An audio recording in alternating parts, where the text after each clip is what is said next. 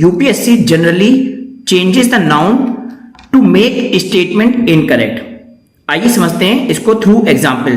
2025 का हम पहला क्वेश्चन उठाते हैं। Question number 4 2025, it is saying, Hindi में पढ़ सकते हैं, it is saying the Reserve Bank of India mandate all the listed companies in India to submit a business responsibility and sustainability report. Again there is RBI which is a noun, and generally UPSC changes the noun as it was SEBI in 2015 which mandates again not all but 1000 top listed company to submit business responsibility and sustainability report. It was a role of SEBI. Second statement was a general, so again option was second. Same चीज को एक next question में देखते हैं कैसे UPSC noun में changes करती है। Question number 47, it is saying it is expected that Majorana 1 chip will enable quantum computing. It is a general statement. Second statement पढ़िए, this chip was or been introduced by Amazon Web Service. Again a noun. UPSC generally twists the noun to make a statement noun as it was an initiative of Microsoft. Microsoft talks about the Majorana 1 chip. दूसरा statement गलत, answer was C.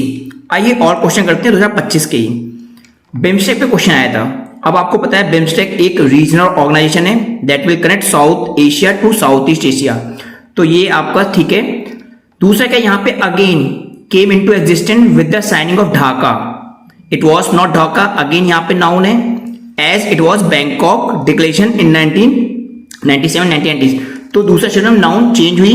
तीसरे में क्या है, यहाँ पे again Nepal was not the founding member, it was Bangladesh, India, Sri Lanka and Thailand.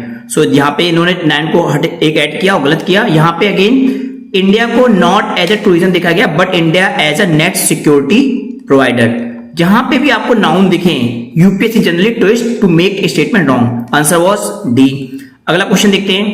BIMSTEC जो कि न्यूज में था, 16th ब्रिक्स समिट हुई थी आपकी रशिया में, which was true, Indonesia became.